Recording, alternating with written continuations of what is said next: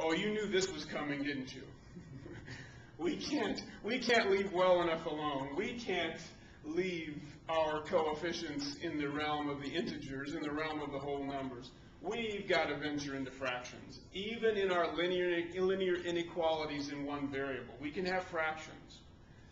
But we're going to take the same approach. Remember, if we had an equation with fractions, our approach was to eliminate the fractions by multiplying both sides by the least common denominator. That's the same technique I want to use with linear inequalities in one variable. I want to clear the inequality of fractions.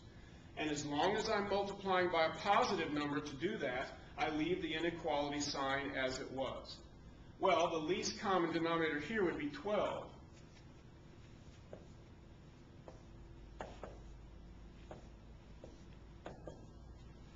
I'm going to multiply both sides of this inequality by 12, which means I have to multiply each of the terms by 12 here, doesn't it?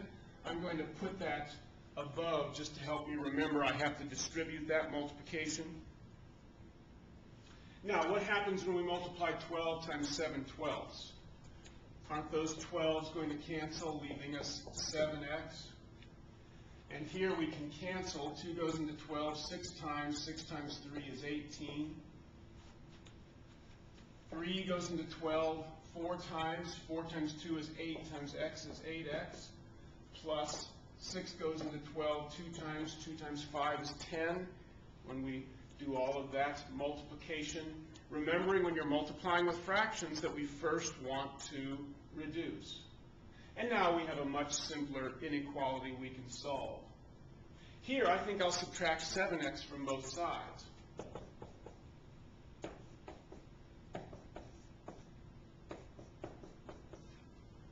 And then wouldn't I subtract 10 from both sides to finish that out?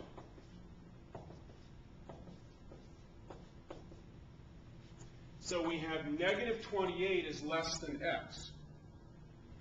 So we want all the numbers that are greater than negative 28, or all the numbers that negative 28 is less than. So wouldn't an equivalent way of writing that statement is I'm after all of the values that are greater than negative 28? If negative 28 is less than the values I'm interested in, then those values are greater than negative 28, aren't they? These are equivalent statements. They're talking about the same set of numbers. It's just the reverse in terms of how we're displaying it here. So even though that had fractions, I didn't change my approach. My approach was the approach I would take if it was an equation. I multiplied both sides by the least common denominator. That cleared the fractions, and I continued on solving that linear inequality.